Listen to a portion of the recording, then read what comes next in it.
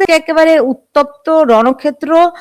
1 ঘন্টার আলটিমেটাম দেওয়া হয়েছে। একদিকে হাদি হত্যার বিচারের দাবিতে ইনকিলাব মঞ্চ রাস্তায়, তাদের উপর বেশ পুলিশের মারধর হয়েছে। অন্যদিকে দেখলাম যে গেজেটভুক্ত কর্মকর্তারা তাদের দাবি দেওয়া নিয়ে আমার একটা হুলস্থুল অবস্থা, অথচ নির্বাচনের বাকি আছে আর মাত্র কটা দিন। হচ্ছেটা কি বলুন তো পুলক ঘটক?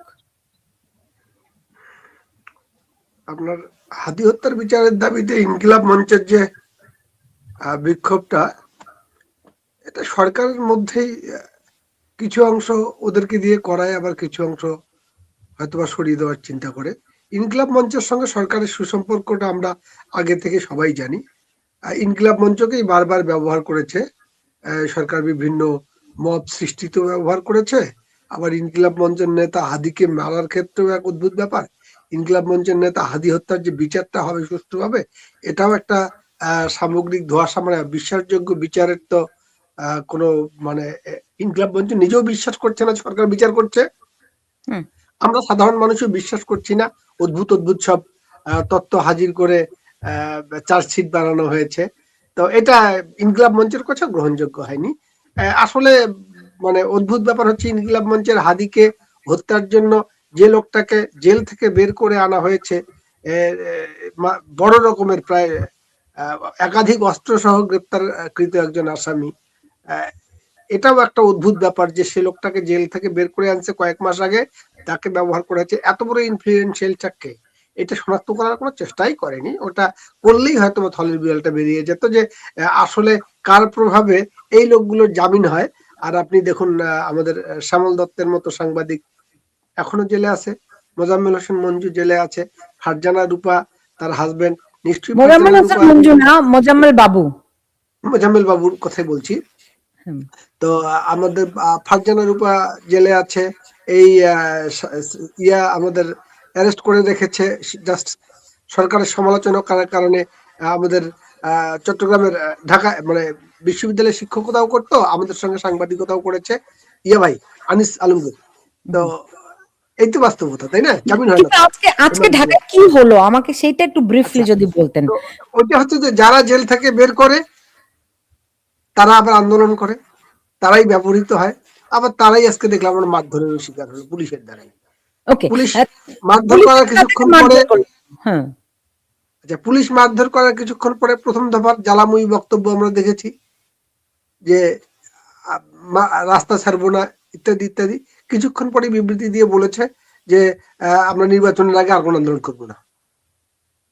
ইনকিলাব মঞ্চের সেক্রেটারির ফেসবুকে ঘোষণা দিয়ে আমি ঘোষণাটা কিছুক্ষণ আগে পড়লাম, এবং বলছে যে এই জনগণের মধ্যে আওয়ামী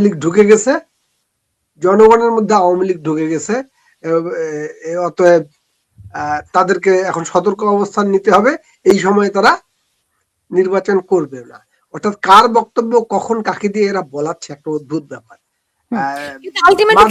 করার জন্য পুলিশকেও আমি এই স্টেটমেন্টটাতে পুলিশকেও আমি ব্লেম করতে দেখলাম না, বা সরকারকেও না। বলেছে যে জনগণের মধ্যে আওয়ামী লীগ ঢুকে গেছে, তার মানে জনগণ তাদেরকে প্রতিহত করতেছে, আমাদেরকে সতর্ক অবস্থান নিতে হবে। আপনি যদি ওই ইনকিলাব মঞ্চের সেক্রেটারির ওই ফেসবুকের ঘোষণাটা পান, ফেসবুকে আপনি মিলায় দেখেন, বা পেলে আমি আপনাকে একটু পরে লিঙ্ক দিচ্ছি। এরকম একটা ধোয়াটে ব্যাপার যে আসলে ইনকিলাব মঞ্চ সংগঠনটা কাদের দ্বারা পরিচালিত হয়, কাদের ধমকে চুপ করে বা কাদের দ্বারা নিয়োজিত হয়ে এইসব করে, এটা একটা বোঝা মুশকিল ব্যাপার। অন্য কোন সংগঠন তো আপনার এটা বোঝা মুশকিলে কি আছে? আপনারা কি এখনো জানেন না যে ইনকিলাব মঞ্চ কারা পরিচালিত করে? না, আমরা জানি না। এটা আমরা মানে অদ্ভুত অদ্ভুত কাণ্ড কীর্তি দেখি মাত্র। এটা ওরাই ভালো জানে, এটা মোহাম্মদ ইউনূস সাহেব ভালো জানে, এটা তার প্রেস সেক্রেটারি ভালো জানে। এরা যারা মুভমেন্ট গুলো এগুলো করে, ওই যে দেখবেন যে ইনকিলাব মঞ্চের সঙ্গে যুক্ত হয় রাজশাহী থেকে এসে আম্মার, রাজশাহীতে ধরে ধরে ধরে ধরে শিক্ষকদেরকে, যে লোকটা ওই ডাকসুর রাজশাহী রাকসুর যে জিএস, সে আজকেও এখানে সব বার খেয়েছে। রাকসুতেও যখন এই ঘটনাগুলো ঘটে, এদের তখন তো বিচার হয় না, মানে এগুলো নিয়োজিত ব্যক্তিগত। এখন একটু বলুন তো, আমরা শুনতে পাচ্ছি যে মহিউদ্দিন রনি গুলিবিদ্ধ হয়েছে, আবার কেউ বলছে না মহিউদ্দিন রনি আহত হয়েছে, তার কি হলো আবার? আমি এরকম দেখেছি, কিন্তু স্পষ্ট তো জানি না আসলে ওরা কি হয়েছে। তারা হুম সেরকম, আবার প্রধান উপদেষ্টার যে প্রেস সেক্রেটারির দপ্তর থেকে একটা বিবৃতি পাঠানো হয়েছে, তারা সুস্পষ্টভাবে বলেছে যে পুলিশ কাউকে গুলি করেনি, শুধু সাউন্ড গ্রেনেড নিক্ষেপ করেছে এবং লাঠিচার্জ হয়তোবা করেছে, হুম এটাই। এটা হচ্ছে সরকারের বক্তব্য। আর ওদের দিক থেকে ওদের অবস্থান তো এখন স্পষ্ট না, ওরা তো দ্বিধাদ্বন্দ্বের মধ্যে আছে। সরকারের অংশ তো এরা, হুম সরকারের সঙ্গে আছে এরা। 12 তারিখ ইলেকশন করতে চায় না, ইলেকশন সরকারের মধ্যে একটা অংশ পণ্ড করতে চায়, তারাই ভালো জানতে পারবে। এগুলো আমাদের কাছে শুধু অনুমান করে বলা ছাড়া তো উপায় নেই। কিন্তু এরা যে খেলোয়াড়, সরকারের হাতিয়ার খেলোয়াড়, এতে তো আমাদের কোনো সন্দেহ থাকার কারণ নেই। না, এখন খেলাটা কি আমি তো এটাই বুঝতে পারছি না। আমরা অনেকদিন ধরেই শুনি যে ডক্টর ইউনূস তার আসলে নির্বাচন চায় না, জামাতও শুনেছিলাম নির্বাচন চায় না, তাই না? সো তারা প্রকাশ্যই বলে আসছিল যে তারা নির্বাচন চায় না, নানান কারণ দেখিয়ে। তো এখন আবার এর মধ্যে কোথা থেকে আওয়ামী লীগ এসে ঢুকলো? আন্দোলনও করছে তারা, তারা আবার কেন মনে করছে জনতার মধ্যে আওয়ামী লীগ ঢুকে গেছে? ব্যাপারটা হচ্ছে যে সরকারের মধ্যে পুরোটা অংশই ইলেকশন চাই কিনা আমার সন্দেহ আছে। সরকার বলতে কি আসলে এই দেশটা কার হাতে আছে, এটাও তো একটা প্রশ্ন। একটা লেজিটিমেট গভর্নমেন্ট তো আমরা দেখতে পাচ্ছি না, তাই না? মোহাম্মদ ইউনূস সামনে আছেন, সেই পদে আছেন যে পদের কোনো অস্তিত্ব নেই। প্রধান উপদেষ্টা বা উপদেষ্টা নামক তো কোনো পদ সংবিধানে নাই। উনি ওই পদে শপথ নিয়েছেন সংবিধান রক্ষার জন্য, কিন্তু বাস্তবতা হচ্ছে ওই পদটাই নেই। আবার আসলে আমরা যে চুক্তিগুলো করতে দেখতেছি দেশে দেশের বাইরে, তাতে যে কে কার দ্বারা বেশি প্রভাবিত, এটাই তো একটা অদ্ভুত লাগে। আবার ধরুন সেনাবাহিনীর দিক থেকে সেনাপ্রধান একাধিকবার বলেছেন যে উনি সময় মতো নির্বাচনটা দেখতে চান। তিনি জাতির দায়িত্বও নিয়েছিলেন আগস্টের 5 তারিখে, এটাও একটা ব্যাপার। আবার আমলাতন্ত্রের মধ্যে ক্ষোভ বিক্ষোভ জন্ম দেওয়াটা কি বুঝে নাকি না বুঝে, এটা তো একটা অদ্ভুত ব্যাপার মনে হচ্ছে। যে ঠিক এই সময়ে আপনারা সরকারি কর্মকর্তা কর্মচারীদের জন্য বেতন বাড়ানোর সুপারিশ করলেন, আবার সেটা থামিয়ে রাখলেন। তো এই ব্যাপারগুলো নিজেরাই নিজের একটা ঘোলাটে পরিবেশ তৈরি করছে না? এই জন্য আসলে অস্পষ্ট ব্যাপার যে তাদের মধ্যে কোনো অংশ হয়তোবা নির্বাচন চায়, কোনো অংশ চায় না। বিএনপি নির্বাচন চায়, আগে থেকে বলে আসছিল, এবং নির্বাচন তার সংসদ নির্বাচনই আগে চায়। আর এরা আন্দোলন করছিল, জামায়াতে ইসলামী সহ বাকি কয়েকটা সংগঠন, যে নির্বাচনের আগে ওদের গণভোট দিতে হবে। গণভোট দিয়ে এই সরকারকে লেজিটিমেট করতে হবে, যাদেরকে ওরা সংস্কারের যে কিছু কথাবার্তা বলছে, মূলত মুক্তিযুদ্ধের মাধ্যমে অর্জিত সংবিধানের কার্যক্রম স্থগিত করে তার পরিপূরক হিসেবে একটা নতুন ধরনের সংবিধান চালু করার জন্য তারা গণপরিষদ চায়, পার্লামেন্টও চায় না। এই যে যেটা বিএনপির দিক থেকে খুব সুস্পষ্টভাবে ওরা বলেছে যে আমাদের সঙ্গে প্রতারণা করা হয়েছে, এই ওয়ার্ডটাই ইউজ করেছে, যে আমরা গণপরিষদে কি নাম কি ওটা ওদের সনদ, এটাতে আমরা স্বাক্ষর করেছি বটে, কিন্তু স্বাক্ষর করার পরে এগুলো যুক্ত করা হয়েছে। আমরা যেটাতে স্বাক্ষর করেছি তাতে এগুলো নেই। তা সত্ত্বেও বিএনপি এদের এটাতে হা ভোট দেওয়ার পর্যন্ত সিদ্ধান্ত নিয়েছে। দেখলাম তারেক রহমান বলেছে যে হা ভোট দিন। এই হা ভোট দিলে তাদের কার্য মানে এমপি ইলেকশন হওয়ার পরেও এরা এমপি না, এরা গণপরিষদ সদস্য হিসেবে বিবেচিত হবে। এটা হা ভোটের বিধানের মধ্যে বলা হচ্ছে যে এরা যত এই যে কি বলে এটা জুলাই সনদের অনুযায়ী সংবিধান সংশোধন হওয়া 180 কার্য দিবস। 180 কার্য দিবস বলতে কিন্তু 6 মাস না, 6 মাসের চেয়ে বেশি। কারণ 180 কার্য দিবস বলতে কি প্রতি মাসে কয়টা কার্য দিবস থাকে? 4টে ছুটি এবং সরকারি ছুটি, অন্যান্য ছুটি বাদ দিলে এই কার্য দিবস ধরেছে তারা 180 কার্য দিবস। তার মানে ধরতে হবে আপনাকে 7 মাস বা তার একটু বেশি সময় পর্যন্ত এদের ভূমিকাটা হবে।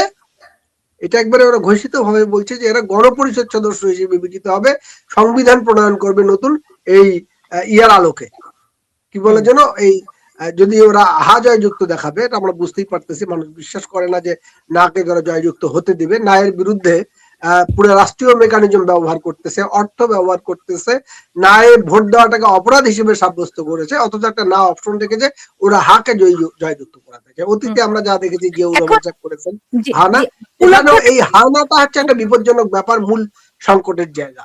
যে এই ওগুলো তো হানার আমরা মধ্যে দিয়ে অনেক আলোচনা করেছি, ওগুলো আমরা জানি, কিন্তু এখন যে ইনকলাব মঞ্চকে নিয়ে যে এই নাটক এখন মঞ্চস্থ হচ্ছে, এটা কি, এটারও কারিগর কি ডক্টর ইউনূস নাকি?